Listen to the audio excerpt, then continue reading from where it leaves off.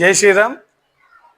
ఏదైతే విజయవాడ జీవీఆర్ నగర్ గద్దె బాబురావు కాలనీలో అక్రమంగా మసీదు నిర్మాణం చేసి 2023లో అక్కడ గృహ నిర్మాణం చేస్తామనే నెపంతో అక్రమంగా ఎవరికీ తెలియకుండా అర్ధరాత్రి పూట శివరాత్రి పర్వదినంలో మసీదు నిర్మాణాన్ని ఓపెనింగ్ చేసి అనేక ఘర్షణలకు కారకమైన అటువంటి మసీదు యాజమాన్యం స్థానికులతో అనేక పర్యాయాలు సంఘర్షణ పడి చివరకు వారే పోలీసు వారికి కంప్లైంట్ ఇచ్చిన సందర్భంలో ఏసీపీ గారి సమక్షంలో ఒక తప్పనిసరి పరిస్థితుల్లో వీరు కూడా ఏ మతాన్ని వ్యతిరేకించకూడదు అనే భావంతో వారు ఏసీపీ గారి సమక్షంలో ఒప్పందం చేసుకోవడం జరిగింది. ఆ ఒప్పందం ప్రకారం వారు ఎటువంటి మైకు ఉపయోగించడానికి లేదు. వారు మసీదు కాదు, కేవలం ప్రార్థనాలయం.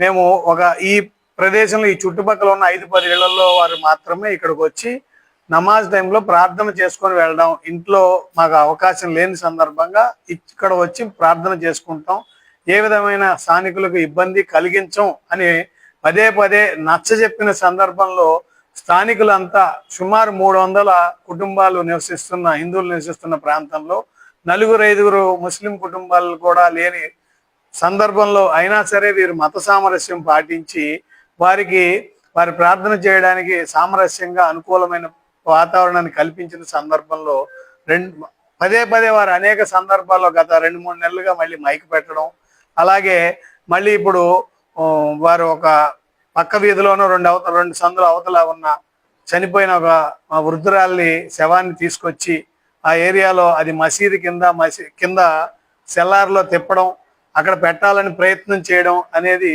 స్థానికులంతా కూడా ముక్త కంఠంతో వ్యతిరేకిస్తున్నారు. ఈ విధంగా ఏదైతే వాళ్ళు మాట ఇచ్చారో మసీదు కాదు గృహ నిర్మాణం అని చెప్పి మొదట చెప్పారు, తర్వాత మేము ఏ విధమైన ఇబ్బంది కలిగించమని చెప్పారు, తర్వాత మైకు పెట్టమని చెప్పారు, పార్కింగ్ సమస్య తీసుకురామని చెప్పారు, స్థానికులకు ఎటువంటి ఇబ్బంది కలిగించమని చెప్పారు. కానీ వీటన్నింటినీ వాళ్ళు ఏకపక్షంగా తొంగలో తొక్కి వాళ్ళు అనుకున్న పనిని వాళ్ళు చేసుకోవాలని, హిందూ సమాజాన్ని అనేక రకాలుగా ఇబ్బంది పెట్టాలని ప్రయత్నం చేస్తున్నారు. ఈ విషయాన్ని విశ్వ హిందూ పరిషత్ పూర్తిగా ఖండిస్తోంది. హిందూ ముస్లింలు బాయి అంటూ జీవించిన గృహాల మధ్యలో, గృహ సముదాయం మధ్యలో మసీదులు తీసుకురావడం, అలాగే అందరినీ కూడా రాత్రిపూట పగలపూట భయభ్రాంతులకు చేసే పరిస్థితి కల్పించడం మేము ముక్తకంఠంతో వ్యతిరేకిస్తున్నారు స్థానికులంతా. వీరి తరపున పోరాటానికి విశ్వ హిందూ పరిషత్ నిలబడుతుంది. ఈ విషయంలో ఎంత దూరమైనా మేము సిద్ధంగా ఉన్నాం. గృహ సముదాయం మధ్యలో ఏదైతే మసీదు నిర్మాణం వారు చెప్పిన కొంత సమయం మదర్సా అంటున్నారు, ఒకసారి ఏమో ప్రార్థనాలయం అంటున్నారు, ఒకసారి మసీద్ అంటున్నారు. వారు ఏ నిర్మాణం చేస్తున్నారు అనే దాని మీద సరైన క్లారిటీ లేదు. ఈ విషయాన్ని మేము పూర్తిగా ఖండిస్తున్నాం.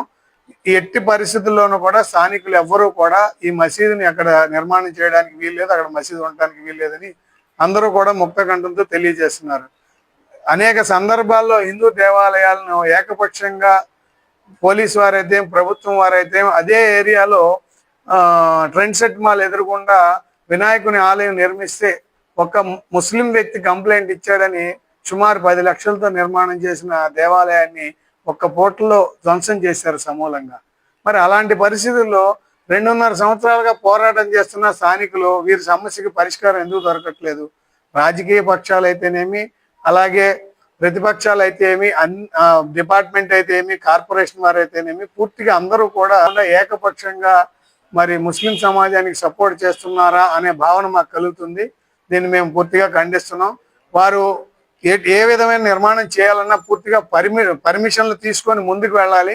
ఏ పర్మిషన్ లేకుండా గృహ నిర్మాణ పర్మిషన్ కానీ, మసీదు పర్మిషన్ కానీ, ఎటువంటి ప్రార్థనాలయ పర్మిషన్ కానీ ఏమీ లేకుండా ముందుకు వెళ్ళడం, మా మదర్సా నుంచి మా మసీదు వక్ఫ్ బోర్డు నుంచి మాకు పర్మిషన్ ఉందని చెప్పేసి తెలియజేయడం ఇది చాలా ఇబ్బందికరమైన విషయం. దీన్ని హిందూ సమాజం యాక్సెప్ట్ చేయలేదు. కాబట్టి దయచేసి మన పోలీసు వారిని, సంబంధించిన డిపార్ట్మెంట్ వారిని కూడా మేము కోరుతున్నాం. నగరపాలక సంస్థ వారు వెంటనే ఏదైతే అక్రమ కట్టడం ఉందో దాన్ని తొలగించాలని, పూర్తిగా పోలీసు వారు కూడా దీనికి సహకరించాలని, ఏకపక్ష నిర్ణయాలు తీసుకోవద్దని చెప్పి కూడా మేము తెలియజేస్తున్నాం.